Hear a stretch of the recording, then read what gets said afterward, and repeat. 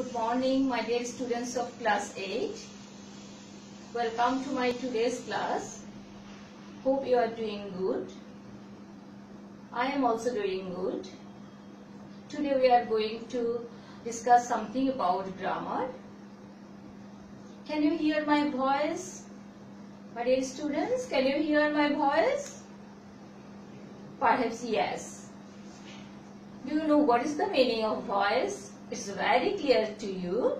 Voice means the sound. In this sentence, voice means sounds.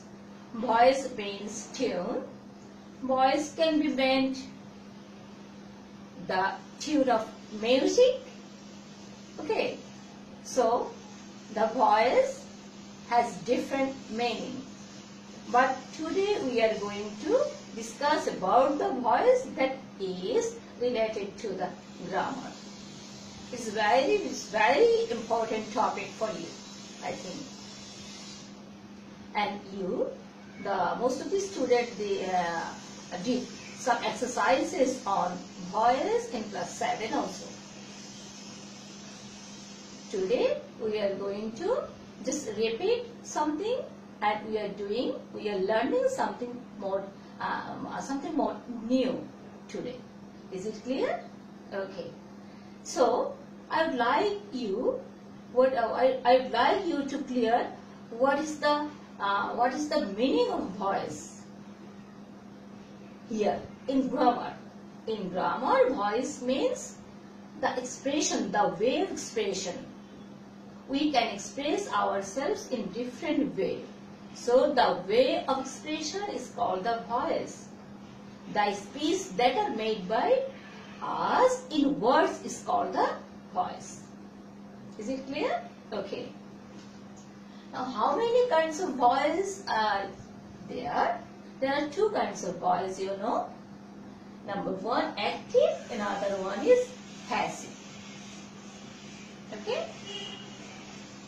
What is active and what is passive, we will discuss it later. Before it, we should know why should you learn changing the voice and should know the form of forming active or passive. Okay? Number one, do you know it's one kind of transformation? What is transformation? Transformation means changing the sentences without changing its meaning. Narration is one kind of transformation. Okay, when we change direct into indirect, when we change active into passive, we don't change the meaning of the sentences. We just change the structure of the sentences. So when we change the just form of sentence, structure of sentence without changing its meaning, it's called the transformation. And voice change is also one kind of transformation. Is it clear? But you should know how to form the active and passive. Okay? If you don't know what is active and what is passive, you will not be able to understand all the kinds of sentences in the language, because both forms are used in language. You will see active and passive, both forms are available. You will see in the languages. Okay?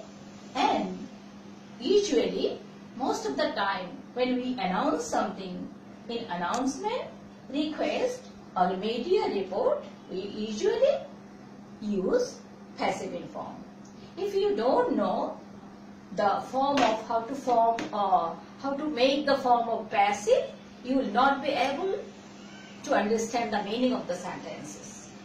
And you will not be able to write the proper sentences. Okay? That's why it's very much necessary for you to learn how to change the form and how to form the active and passive. Is it clear? Okay. When we request someone, we use these kinds of sentences. You are requested not to leave the place. You are requested. you are requested in Bangla, তোমাদেরকে অনুরোধ করা হয়েছে or তোমাকে অনুরোধ করা হয়েছে. You are not subject here. It is passive in form. Okay? Sometimes you will hear the announcement in different places, and in that case passive form is almost most of the cases passive form is used. Okay, in the flight we can hear the announcement, our flight is going to be landed soon, is going to be landed, passive in form. So passive form is used. Passive form is used in the languages, and you should know how to form and how will be the meaning, how the meaning can be changed. Okay, you just look at the sentences. There are two sentences for you. Number one, I called him. I is subject here. That means who called? I called. I did the work. I is subject here. I called him. In Bangla, আমি তাকে ডেকেছিলাম. Then the second sentence, I am called. Am is here auxiliary. Called is first participle form of the principal verb called by him. That means আমাকে তার দ্বারা ডাকা হয়েছে. So these two sentences, am is here and by him added here. Okay, the meaning is different. The meaning is different. First one is I called him. আমি তাকে ডেকেছিলাম. Second one, I am called by him. আমাকে তার দ্বারা ডাকা হয়েছে. So structure is different, meaning is also different. One is active, another one is passive. If you don't know the form of passive, you will not be able to understand these two simple sentences. And you will find a lot of sentences in passive form in your text. When you read papers, okay, when you will read any kinds of notice, okay, when you will read storybooks, you will find a lot of sentences in passive form. If you don't know how to form the passive and what will be the meaning, you will not be able to understand the real meaning, correct meaning. Is it clear? That's why it's very necessary for you to learn changing voice and forming active and passive. Is it clear? Okay. Okay. Before going to learn the changing sentences, you should know some terms that are related to the changing voice. Okay? Number one, you have to know who is subject and how many kinds of subjects are there and what is the structure of the subject and what is object. What are the objects? Okay? Subject is the person that do the work. So you can the word, the pronouns can do the word, all the names can do the word. So this is subject. And object, what are done? If you ask any question to the verb with word or whom, you will get one answer, and the answer will be the object. Okay? And when you will change active to passive, sometimes you will have to use the subjective form, the pronoun of subjective form into objective form, and you will have to, when you will make the object into subject, turn into the subject, then you will have to use all the objective form into subject. That's why you should know what is the subjective form of the pronouns and what is the objective form of the pronouns. Okay? So now look at this chart. There is a chart for you. Subjective form of pronouns. Noun will not be changed. Nouns will not be changed. That's why I did not write here any noun. Okay? All the pronouns are here. The pronouns, you will see all the pronouns in this form when you will see the pronouns as subject. These are called the subjective form of the pronouns. Okay? When you will turn the subject into the object, then you will see these kinds of structure. Okay? These words. And these are called the objective form. Okay? Look at this. I will turn into me when it will use as object. We, us, you, he, him, she, her, it, no change, they, them. Okay? Is it clear? I think it's clear to you. Now, I think, my dear students, you know who is subject, what is object, how many kinds of subject can be used in the sentences, what will be the objective form of this. Okay. Now, I am going to show you some sentences because these sentences will make you clear what is active and what is passive. Before going to give any definition of active and passive, I would like you to show some examples. And this example will help you to make clear, to get a clear idea of what is active and what is passive. Okay? Okay. Now look at the examples. Number 1, English is used all over the world. Okay? Number 2, almost all Bangladeshi women prepare pita. Number 3, a lot of mangoes are grown in our country. Look at the sentences. In first sentence, English is used. What is used? What? English. It's object. But object is, usually we use the subject at the beginning of the sentence. But in this sentence, object is used at the beginning of the sentence. And after that, is used here. And then the first participle form of principal verb, no subject is here because subject is not necessary to write because all of we know what can be the subject. That's why sometimes subject is not necessary to use. Object is more important than the subject. That's why object is used at the beginning of the sentences. And when object sits at the beginning of the subject and when it has more importance than the subject is called the passive form. Is it clear? And the second sentence, almost all Bangladeshi women are subject. Prepare pita. Who prepare pita? All Bangladeshi women. All Bangladeshi women is subject here. In this sentence, subject is at the beginning of the sentence and then principal verb and then object. Okay? So, when subject will come first and it's important, then object is called passive. So, you will easily can tell what kind of sentence is it, active or passive. A lot of mangoes, object are here at the beginning of the sentences and then auxiliary, then first participle form of principal verb and then rest of the sentence. So, I think you can easily say what kind of sentence is it. It is passive in form. Okay. Now we are going to learn more about the voice. Okay. Dear students, now you look at the structure of active and passive. Active, subject, then verb, then object, then the rest of the sentences extension. Okay. And then passive, object is the place of subject and then auxiliary according to the tenses and the verb first participle form and then rest of the sentences and then by, in, to, at. Before object. Before object, you will have to use by, in, to, at preposition according to the meaning of the sentences. That means you will have to use this one of this preposition according to the sentence suitable one. Is it clear? Okay. What is active, what is passive, we know. Okay. We know what is active, what is passive, but what is difference between two? What is the difference? What are the difference? Main difference is using verb. The structure of verb is different in active and passive. Okay.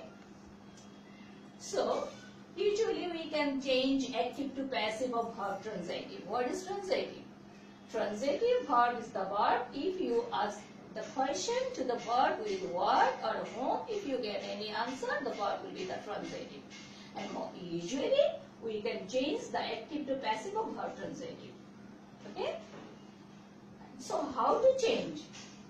I think in the meantime, it's very clear to you how to change because we saw some example of active and passive, we also have seen the structure of the active and passive. So that's why I think it's very clear to you how to change. But we are again just recalling all this. Okay? Number one, at first need to find out the type of sentence. Okay? I did not tell anything about the sentence type. Okay? There are 5 kinds of sentences according to the description. It can be assertive or interrogative or imperative. So according to these kinds of, what kind of sentence is A? According to these you will have to change it, because there are different rules of different kind of sentence. Is it clear? Okay. Number 2, tense is very important. According to the tense you will have to use the auxiliaries. So the auxiliaries will be used in the passive form according to the tense. For present simple, we will use am, is, are. For present continuous, we use am, being, is, being, are, being. According to the tense, the different auxiliaries will be used in the sentence. So it's very important to have the knowledge about tense. If you don't have the clear idea about tenses or sentences, you should learn about this at your home. Okay? Number 3, object of the active will be the subject of passive, and number 4, subject of active will be the object of passive. These are already shown in the examples. Okay? So I think it's very much clear to you. Number 5, past participle form of verb is always used in the passive form. It's already clear in the structure, and also you have seen it in the examples. Okay? So past participle form of verb is always used in the passive form, and the preposition here by, in, to, and according to the meaning of the sentence, you will have to select the suitable one and then object. Okay? I think it's clear. There is a chart for you. Auxiliaries, the auxiliaries are used, okay, according to the tense. Okay? Present simple auxiliaries are used. For the tenses are here and the auxiliaries are here. Okay? For present simple you will have to use am, is, are. For present continuous, am, being, is, being, are, being. For present perfect, have been, has been. For past simple was, were. Past continuous was, being, were, being. For future simple will be, shall be. Okay? I think these are clear to you. Okay? Students, now I would like you to show some examples. Okay? And this example will help you to have a clear idea about active and passive, I think. Okay? So just have a look on the examples. A lot of examples are here. Okay? Number 1, Miss Naila teaches English. Miss Naila teaches English. English is taught by Miss Naila. English is object here.